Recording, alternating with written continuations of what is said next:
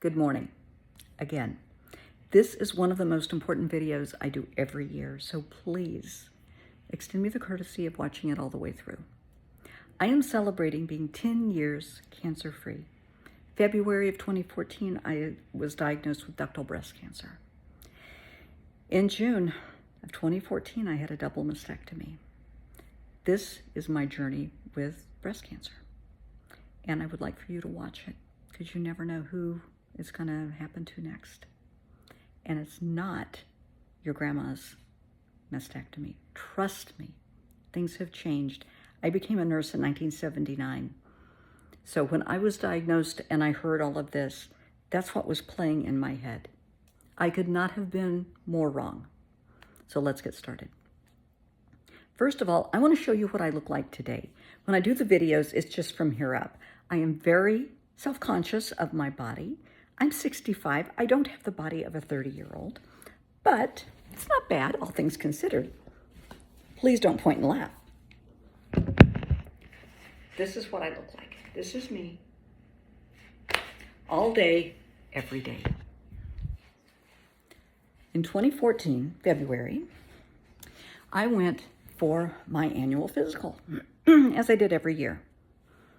And every year it would go fine. And my physician, my gynecologist, Shannon, who's a wonderful man, I know his entire family, he would say, don't forget, we need to schedule the mammogram. And I would say, I know, I'm too busy, but I will. And I didn't, and I didn't, and I didn't. For 3 years, I didn't. So 2014, he says, don't forget, we need to schedule mams. And before I could answer, he said, hey, come here. I said, well, where are we going?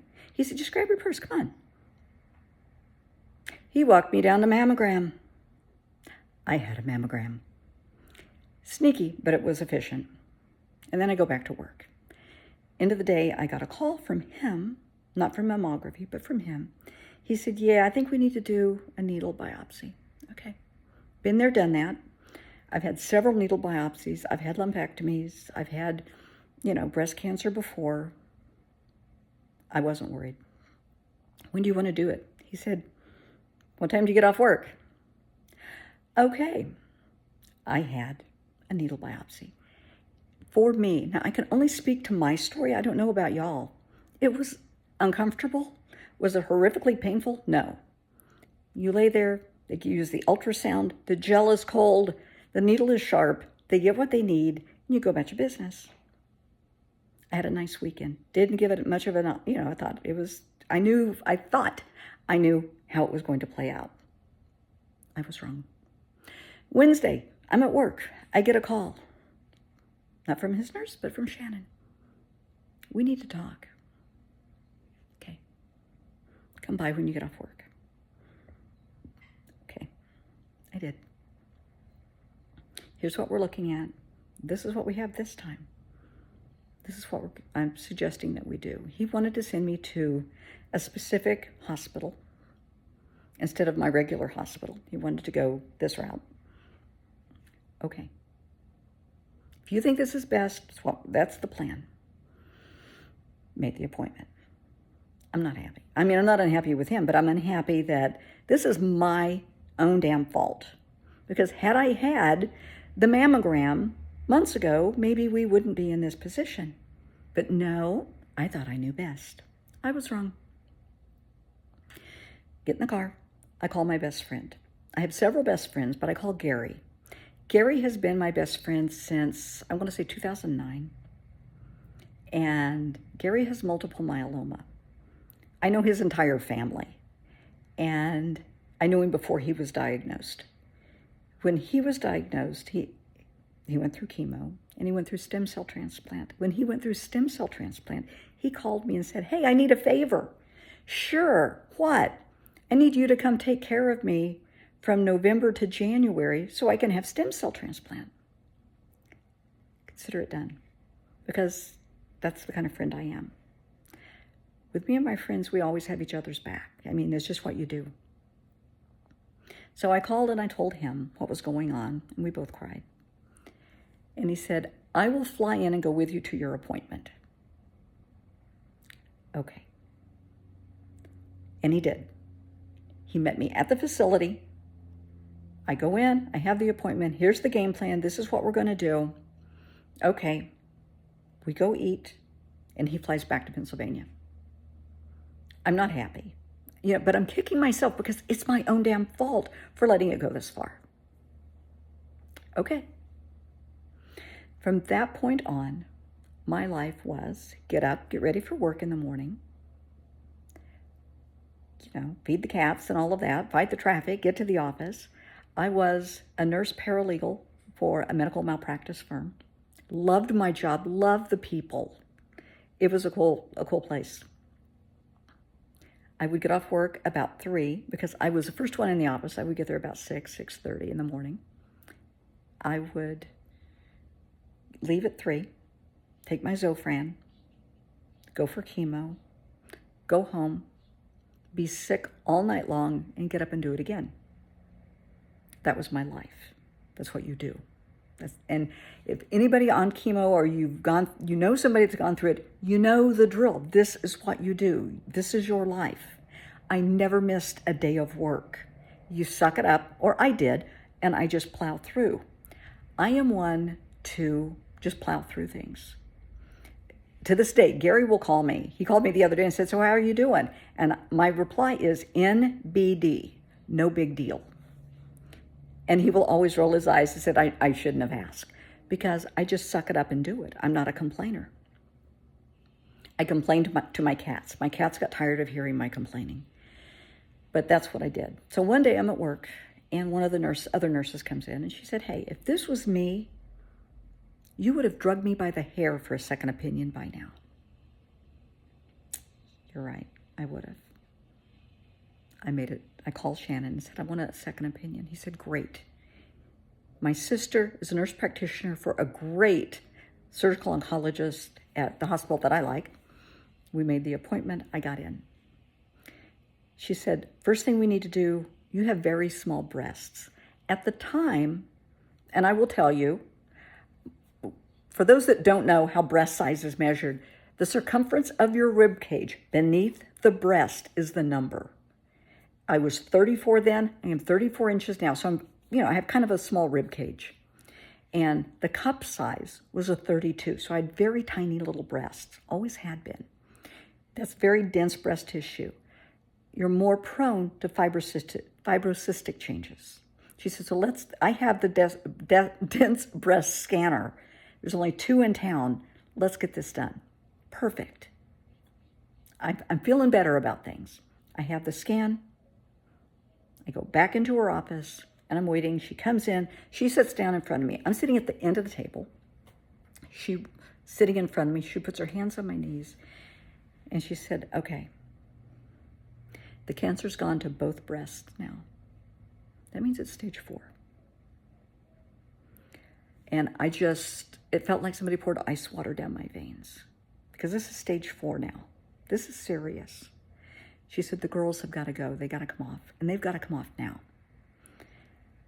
Keep in mind, A, I'm a retired surgical intensive care nurse. B, I am a nurse paralegal for a medical malpractice firm. I know my shit.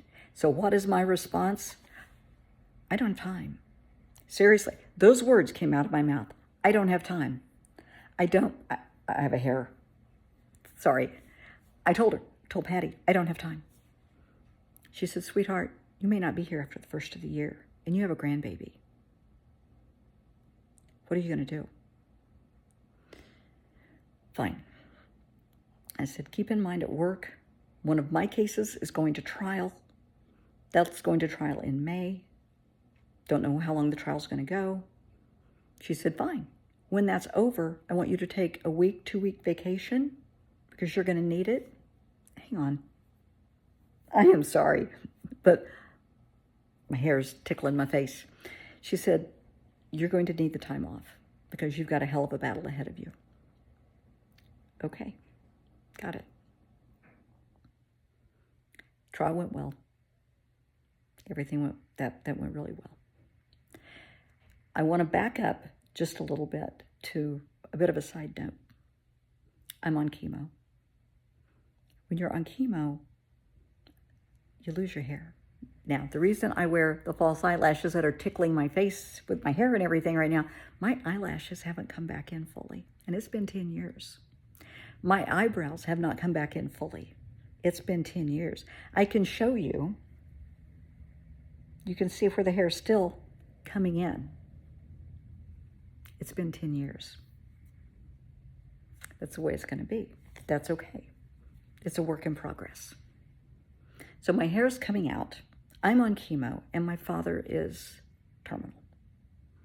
He's 3.5 hours away in the Ozarks, and I had to go down and see him on a regular basis. I go down to see him one day. Now, after my mom died in 97, my dad remarried.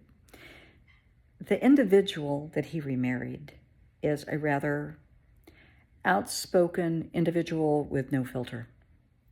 She doesn't care if she hurts your feelings. So I'm sitting there talking to Daddy, and we're having a lovely visit. He's in his recliner, and I'm sitting on the love seat. We're just chatting away, and his spouse comes over and sits down next to me and starts playing with my hair. I said, don't do that. Don't bother my hair. Well, I just want to look. Don't touch my hair because it's falling out. And she said, oh, my Lord, you got you a bald spot. You know you got you a bald spot. Did you know your hair's come down? Joe, come look at her. She's got a bald spot. She would not shut up. She just kept going and going and going. And my dad would try and redirect her. Hey, could you make us some coffee? I think Brenda could use some coffee. She wasn't budging. She was on this like a tick. Finally, I got up. I go over, I give my dad a hug and a kiss and said, Daddy, I love you. I cannot deal with her. And I left. I got in my car. I cried all the way back to St. Louis, just in tears. Called my stylist, who knew what was going on already. She knew I had cancer. And I said, it's time. She said, let me know when you get home. I'll be there. And we shaved my head. I have a picture of me with no hair. And if I think about it at the end of the video, I'll find it on my laptop and show you. It was traumatic. It was a big deal. It's a big deal. And I just remember crying. I'd already bought the wigs. So my wig, actually the wig looks very similar to this. It was longer, human hair. I paid about $400 for it. It was a beautiful, beautiful wig, but it was longer than my regular hair. My regular hair was probably this long at the time. Monday morning, I go to work. Everything's good. I get on the elevator, and, there's people that I work with there, and a couple of them are attorneys, and one says hi, and the other one starts laughing at me. He said, you look ridiculous in that wig. Talk about a core wound. A core wound is anything that happens that traumatizes you, cuts you to the core. Honey, this was a core wound. I was raw, I was vulnerable, and somebody attacked me. Everybody else in the elevator, oh, you look beautiful, I love it. It's the perfect color, I like the length. I could not hear a compliment because of what he said. This guy is an ass. I knew that. I have known that all along, but it just hurts so bad. Go in my office, close the door, and I'm crying. And people found out what he said. The other attorneys, when they went to get coffee, said, you would not believe what XYZ said to Brenda. People were coming in. I'm trying to get my, be composed. People are being really great, but it was just plain damn rude. And then HR comes in. Again, this individual has no filter. She is incapable of empathy. She's just a very odd individual. And she comes in, she goes, I heard what happened. I'm really sorry. Don't worry about it. She said, can I ask a favor? I said, well, what do you need? She said, can you take your wig off? What? She said, I want to see your head. I want to see what it looks like. What? She said, yeah, just take it off. I want to rub your head. I said, this is not a magic 8-ball that you rub. Oh, come on, I want to see. Pulled the wig off. You happy now? Can I touch? No, you can't touch it. Leave my head alone. These are the type of people that you will deal with. Fine. Put my wig back on, went about my day's work. But people are just rude. So I'm on vacation before my surgery with my best friend. and we go to Canada for a few days. We're at Niagara Falls, which is beautiful. Lots of wind, so you don't want to wear a wig, but I did have a cap that I could wear. And it was a beautiful day, and you know, a cap will make your head kind of hot. So I look nice without hair. I can pull off bald, or, you know, I can rock bald, or whatever they say. So I wasn't wearing the cap. I had it, but I wasn't wearing it at the time. And this man walks up to me, and he said, swear to God, he said, "Are you one of them?" Well, I don't know what a one of them is. What are you talking about? And he said, seriously, "Are you one of them lesbians?" And I said, "No." He said, "Well, you ain't got hair." And I said, "Well, that's because I have cancer." And he actually said, "Well, I'm glad to hear that. I'd hate to see you one of them." And his wife was dying a slow death. She was just, and she's back there saying, "I'm sorry, I'm sorry." I said, "I am not gay. I am straight. I have cancer, and you would rather see me have cancer than have an alternative lifestyle?" "Well, I didn't mean that." I said, "Yeah, you did, because that's what came out of your mouth." And I walked away. People are idiots. Vacation went nice. Had a lovely time. Get back, time for surgery. Gary flies in because I took care of him. He's going to take care of me. He's going to try. Surgery went without a hitch. In surgery, for the Patty had sent me, my surgeon had sent me to a reconstructive surgeon because we had to talk about what do you want done. So I went to see Sam. Sam is a brilliant reconstructive surgeon. He is a true artist. Went in, talked to Sam. We went through what he calls the Great Book of Boobs to determine what style and type of breast I want. It's like looking at a shoe catalog for boobs. I can't do this. I don't know. I mean, it's not like shoes that if you don't like it, you can return it. You're stuck with these. I said, "You figure it out. You're an artist. You do this all the time. You know my size, my frame. You know what's going to look best on me." Well, you see what he's created. He said, "Okay, I'm good with that." Day of surgery. Patty comes in. She said, "Are we ready?" "I am ready. Let's do this." She said, "Are you going to panic if we can't keep the nipples?" I said, "I could care less. I mean, I'll draw happy faces on. That's the least of my worries. It's not about aesthetics. I want to come through this." Perfect. Great. Surgery went without a hitch. Same day surgery. That's what blew me away, because I remember, you know, when I was a nurse in the 80s, you were in the hospital for probably a week. Same day surgery. Sam had told me, because Patty did the initial surgery, and then Sam goes in and puts in the temporary tissue expanders that we're going to have to use to stretch the skin. He told me, when you wake up, the next day, you're going to probably have a little discomfort that's going to last an hour, and that's it. You won't feel anything else. He was right. Got home. Gary got me home. I immediately, nurses make the worst patients, put my purse down. I am bandaged up to my neck. I start feeding the cats and unloading the dishwasher. Typical Brenda. No big deal. Gary turns the bed back, sends me to my room. Okay, fine. I'm not happy. The next morning, I cannot wait to get the bandages off. So I start peeling bandages off because they're itching and they're tight and I'm miserable. And then I'm in tears, because then it hits you when you look in the mirror. And I mean, they took muscle. They took tissue. I was honestly, it was rib cage and skin and bruising. And I cried. I cried so hard because it was me. It wasn't a patient that I was taking care of. It was me. And it was traumatic. And I remember telling Gary, nobody's ever going to want me. Nobody's ever going to look at me again. This is it. And my friends have dark senses of humor like I do. And he came over and he gave me a hug. He goes, "Oh, nobody wants you anyway." He's teasing. And I know that. He made me laugh. He said, "It's going to be okay." Okay. Well, he was right. I would go in and I would see Sam every week. And with the tissue expanders, everybody has a different experience, but this is mine. So rib cage, skin, and a tissue expander is like a balloon. It's the easiest way to explain it. And there's a little valve in there.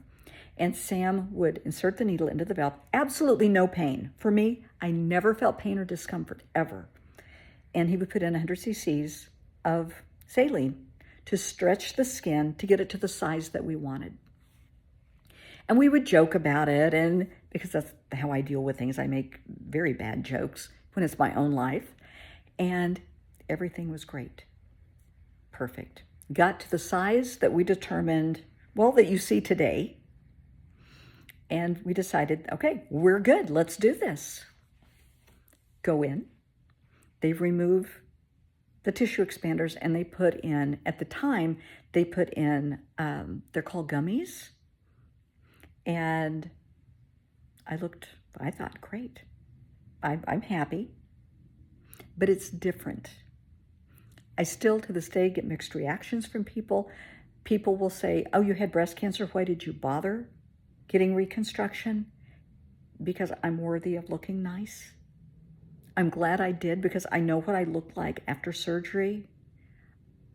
If I had no other choice, of course I could love myself like that. But I like the way I look now. I don't dress for other people. I dress for me. When I put my eyelashes on every morning, brush my teeth, do my face, put my lashes on first thing every morning, I do it for me because it makes me feel good, not other people. There are people that think they're the wrong size. Well, that's your decision. That's up to you. I like the way I look. The moral to all of this is, had I been smart, had I not procrastinated for 3 years, I would not have had to gone through this in all likelihood. I probably could have had the lumpectomy early on in one breast, not both. Whose fault does it boil down to? Mine. I procrastinated. I have to accept responsibility for putting myself in this position. However, little caveat to this, the day I saw Patty, the day I found out I had to have a double mastectomy, I leave Patty's office and I go to my car and I'm crying and I see a family coming out of Patty's office. When I was in there, because you get to know people because you see them all the time, it was one of the ladies with very aggressive breast cancer and her husband and their 8-year-old daughter in tears. I knew what that meant. She had said she knew the cancer wasn't working. She's done. She's ready to let go. I said, well, maybe not. Maybe you're just down right now. Maybe things are going better than you think. You know. I mean, when it's your body, you know. And I knew coming out, seeing them, I knew what had happened. That she was just devastated. And so was her husband. And it was so sad. And I was on the phone to Gary, and I was crying. And I said, that's it. Now I know why this is happening. This is happening to me so I can understand, because I'm going to help other people through their cancer journey. This is what I'm supposed to be doing. And that's what I started to do. As soon as I was I was healed, I started working with families going through cancer. I started working with men and women, because if you have breasts, you can have breast cancer. Guys get breast cancer. I started talking about it. I started working with them. It's okay to feel whatever you feel. Some days you're up, some days you're down, some days you're ready to throw in the towel. But my Uncle Joe was one of the wisest people I ever met. And Uncle Joe told me a long time ago, gal, you can have cancer or cancer can have you. It's up to you. Now, this is one of the first times that I had breast cancer when Uncle Joe said this. You can have cancer, cancer can have you. You can have the bear can have you.